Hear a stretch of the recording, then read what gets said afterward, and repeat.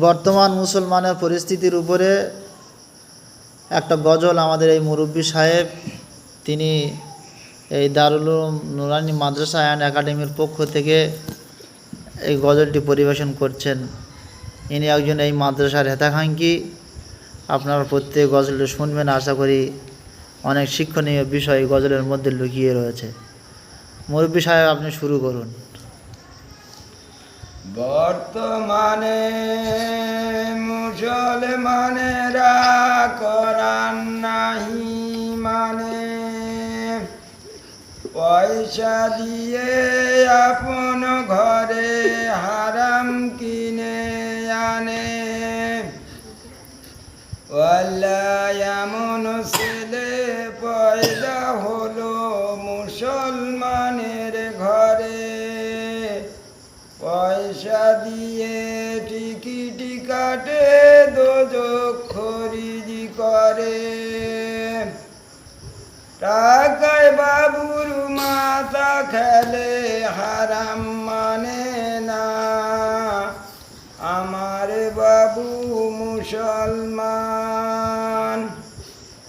খোদা রাহে দান করিতে আজি যাদের প্রাণে বাজে,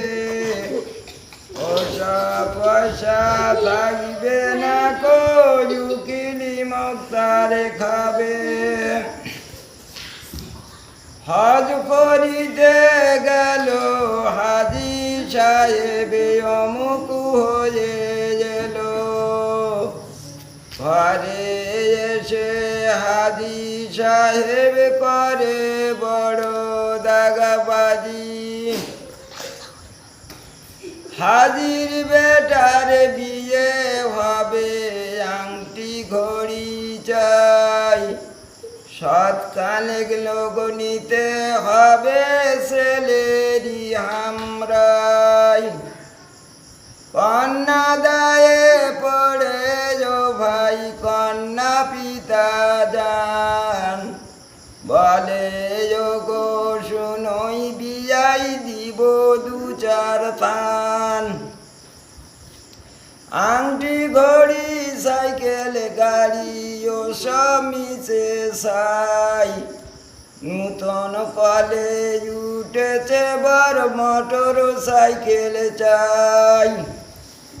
প্রাভিচারীর প্রাক্তজাদি শুধুই বেড়ে চলে, অনেকে মা বোন আশ্রয় নিল ফলি ডলের কোলে।